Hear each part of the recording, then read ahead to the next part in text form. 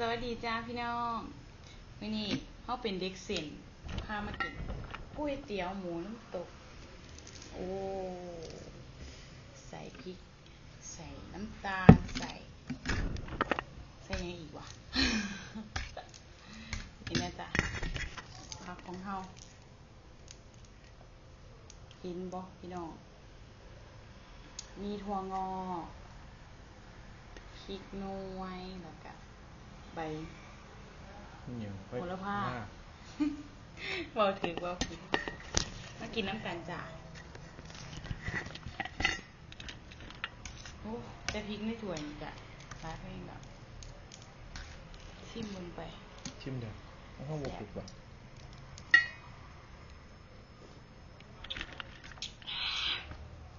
บรรยากาศฝนลิ่นปล่อยๆสิสดเอียงมันหอนมีแห้งเลยพี่น้อง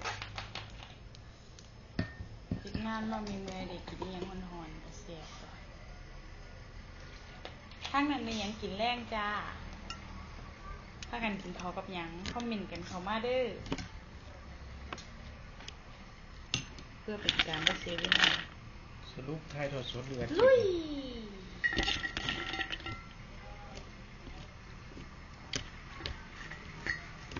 มันตรงไทยสดมันหมดจังสีคอมเมนต์ว่าไงเดี๋ยวเขาคอมเมนต์มาใต้คลิปวิดีโอนี้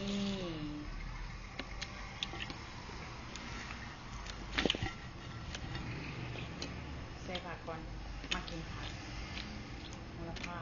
หอมๆเลยตะเกียบนะ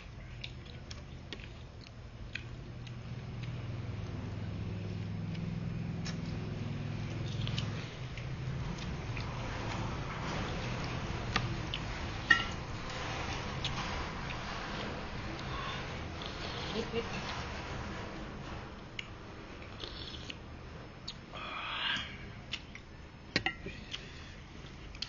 เห็ดคอ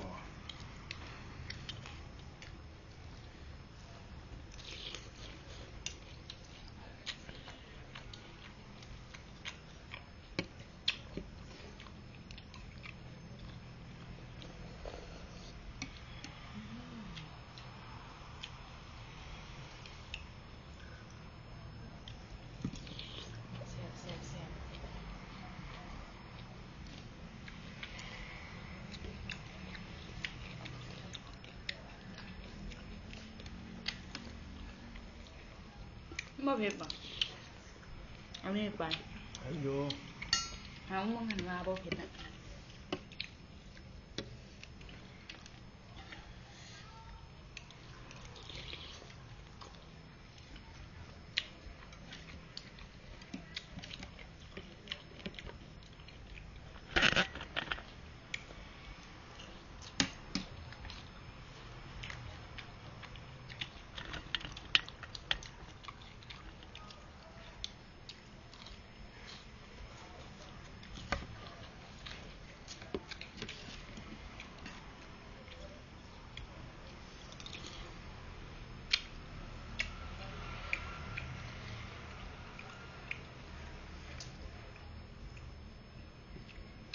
ของผมมีสินมาเลยครับ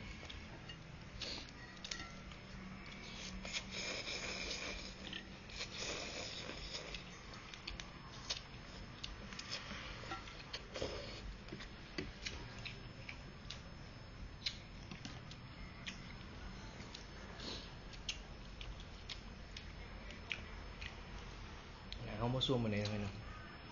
หนาวมาซุ่มมาเลยเนาะยังรอ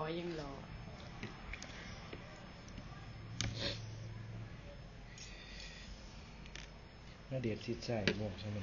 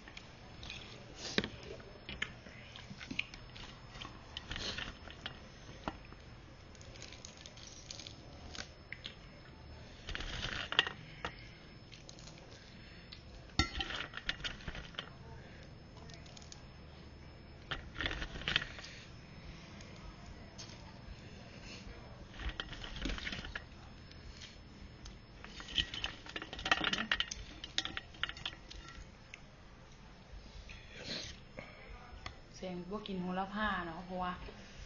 เพิ่นบ่มักกินฉุนพวกขิงพวกอีหยังสิก็บ่กินหน้าตาบ่เป็นตาเลือกกินเด้พี่น้องแต่แห่งเลือกกิน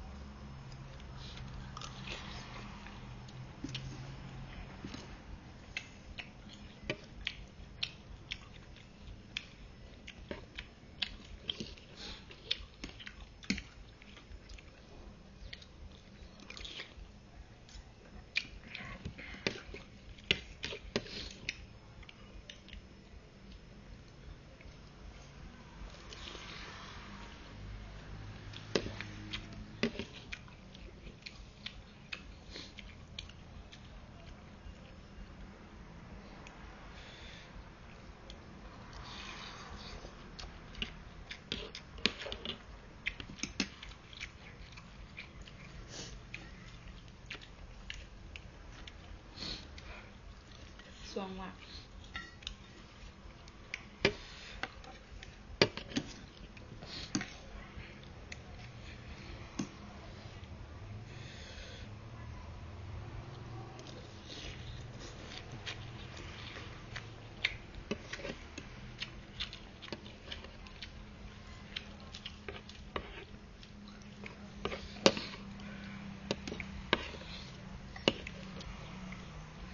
ลูกชิ้นตัวแซ่บบ่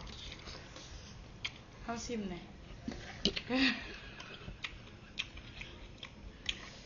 ซิมแหน่นี่คือกันนะลูกชิ้นนะมันก็ละถ้วยเด้เอาเปลี่ยนกันเลยครับลูกชิ้นเฮามันบ่แซ่บดอกลูกชิ้นเฮาน่ะบ่เฮาเลยบ่อยากให้ตัวกินของมันบ่แซ่บเฮาบ่ให้ตัวกินดอกก็แซ่บ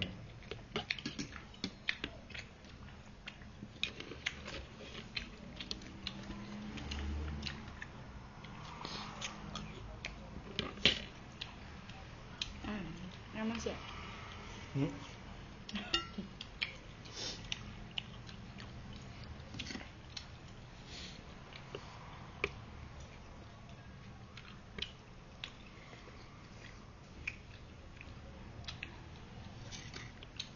ึงไปมากๆกี่โมงละฮะกี่โมงละมึงเป็นผู้ขี้ไล่ดิอีหลีบ่เสียอีหลีลูกไผอีหลี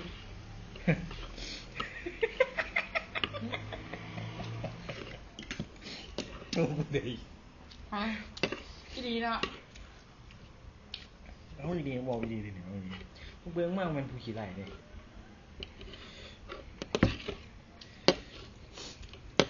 คันตัดผมแต่งตัวดีๆแน่นอนโอ้ยคันเด้บ่เยอะ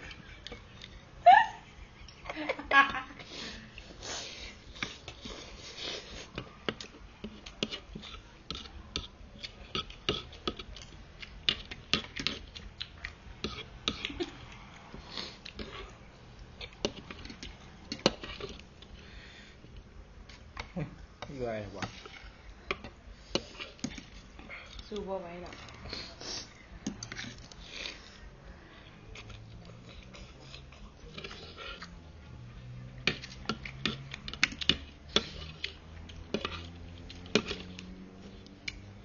ได้หน่อยบ่เคยในโรงเรียนของบ่สวนบ่ว่าข้าวทุกจานอาหารทุกอย่าง ได้กินทิ้งขว้างเป็นของมีค่าอันนี้เป็นก๋วยเตี๋ยวบ่แม่นเขากินสมอยากจ้ะเนาะย้อนจังซี่แหละพี่น้องเมียจังอ้วนฮอดซุมื้อ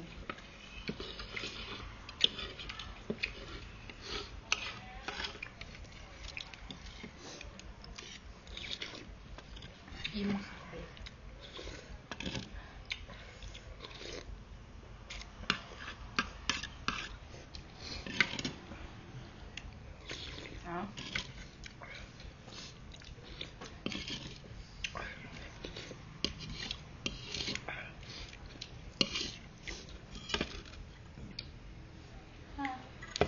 สมอยากครับ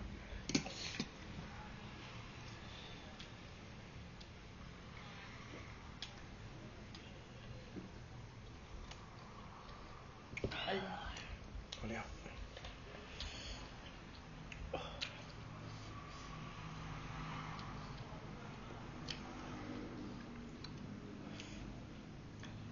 วค่ะกะขอฝากช่องตามสไตล์บายเชอรี่นะคะฝากให้พี่น้องกดติดตามกดแชร์กดไลค์หรือว่าคอมเมนต์กันเข้ามานะคะว่าอยากให้เฮา2คนนะคะกินอีหยังเฮาสิพยายามหาสรรหาให้พี่น้องนะคะช่วงนี้เป็นคลิปนี้เป็นคลิปที่2นะคะเบิ่งหุ่นกันโลดว่าหุ่นไก่ซูซีกันไปนะคะต่อไปเฮาสิเอาหุ่นเนี่ยมันซ้ำกันนะคะพี่น้องค่ะขอบคุณหลายๆนะคะที่เขามา